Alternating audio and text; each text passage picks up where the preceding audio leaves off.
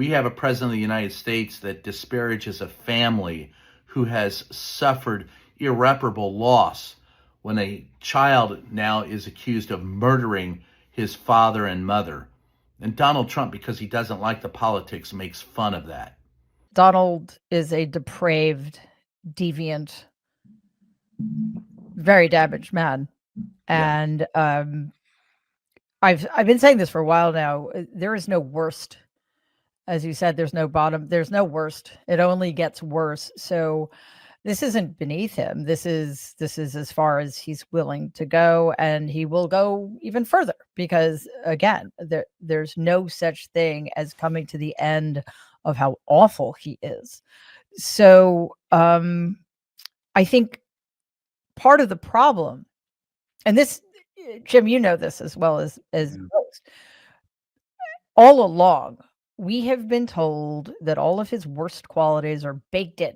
They're part of the equation, and therefore nobody cares. Nobody cares that he's a misogynist or a racist or a raging homophobe or a grifter or a tax fraud or what. No, because we know this and it's baked in. Well, should we expect this kind of behavior from him? Absolutely. But that doesn't make it okay.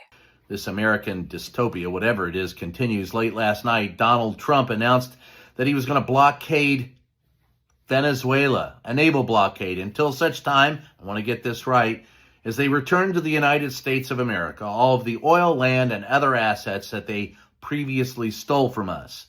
It's news to anybody else on the planet that they've stolen anything from us. With Venezuela, now that we've seized this tanker, is the campaign against Venezuela still just about drugs, or is it now also about oil? Well, it's about a lot of things, but one of the things it's about is the fact that they've allowed millions of people to come into our country from their prisons, from gangs, from drug dealers, and from mental institutions, probably proportionately more than anybody else. They came in from many countries.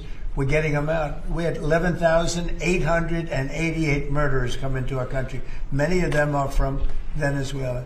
We had thousands of Tren de Aragua, the gang, come in from, which they say is the most violent gang. I don't know, MS-13 is pretty bad, but Tren de Aragua, they say, is the most violent gang. That comes from the prisons of Venezuela. It came out of the prisons of Venezuela. So it has to do with a lot of things. They've treated us badly, and I guess now we're not treating them so good. If you look at the drug traffic by sea is down 92%.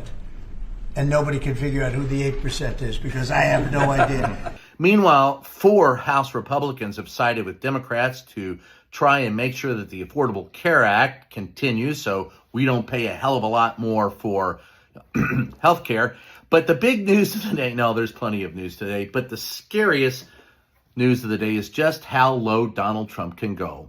At his Walk of Fame outside of the White House, he has put plaques underneath many of the presidents, disparaging all the Democrats, of course, saying that Barack Obama was divisive, the most divisive president in history, and saying that Joe Biden, sleepy Joe Biden, was by far the worst president in American history.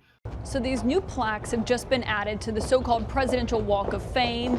They almost read, some of them, like Truth Social posts, including the ones under President Obama's that says he was one of the most divisive political figures in American history. Under President Biden's, it describes him as Sleepy Joe Biden and also says that he was the worst U.S. president in history.